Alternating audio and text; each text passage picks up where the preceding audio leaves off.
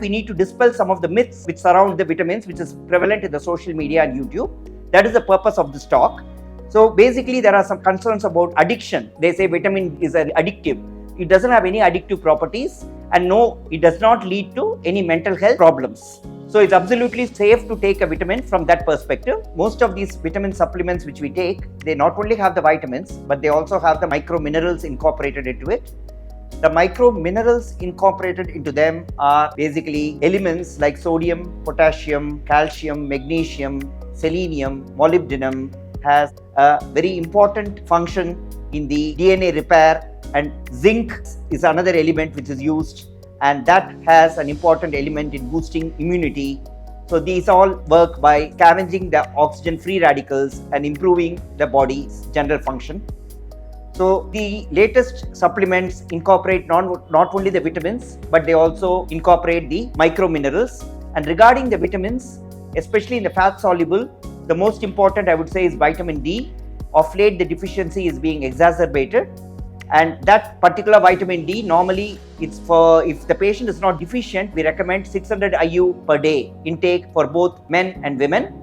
If they are deficient, then we need a loading dose followed by 1000 to 2000 IU per day. And because vitamin D being fat soluble, it's better to take it with milk, because milk is a better medium to conduct it and take it into the body than water. Whereas B vitamins can be taken along with water. The dosage of vitamins should be at the correct dose, because they are all micronutrients. They have to be in micrograms and milligrams.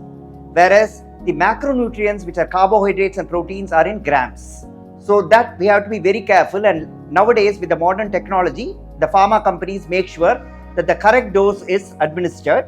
As you know, there is a common proverb in Tamil. It says, "Alavukku minjinal amrutamum visham." It is, "Bahut zyada kaya to amrit bhi vish ban jata hai."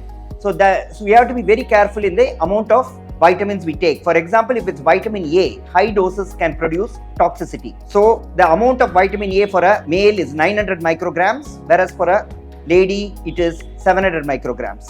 Whereas if you come to iron, it is the reverse. Ladies lose a lot of iron during menstruation, especially from the menarche to the menopause.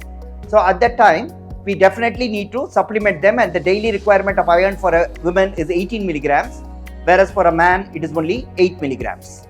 So in these cases, diet alone is not going to be sufficient.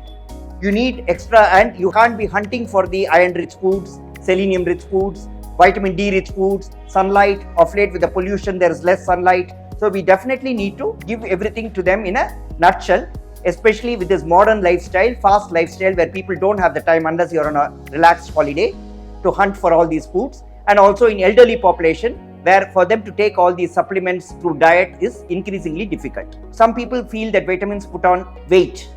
That's also wrong. Vitamin deficiencies can produce weight problems, like iron deficiency can produce weight loss, and some of the vitamin deficiencies can produce weight gain. So you have to be careful about this, and make sure that you take the adequate supplementation. The third is that people think that vitamins are diabetogenic. That's again a very wrong concept. Paradoxically, mitigate the effects of the diabetic side effects like retinopathy, nephropathy and neuropathy. For example, A, C, E, zinc and selenium will inhibit retinopathy, and C, E and magnesium will inhibit diabetic nephropathy. And the B vitamins along with vitamin C, you know that very well, B12 injections can be given for neuropathy to alleviate the symptoms. Only thing which is worrying in vitamins is the blood pressure control. The blood pressure, some of the vitamins interfere with medications for BP control like calcium channel blockers. So in that cases, we have to either change the calcium channel blocker or reduce the dose of vitamins. And similarly, some of them can interfere with the BP medications. For this also, this is not an absolute contraindication. You just need to contact the concerned doctor to see if it's appropriate to take the vitamin in the setting of taking antihypertensive medications. For people with no BP problems, there is absolutely no contraindication. It's absolutely safe. So in conclusion, I'd like to say that vitamins and micro mineral supplementation is safe, essential and effective in our busy modern life, where we don't have time and resources to be taking everything through normal food supplements. Thank you.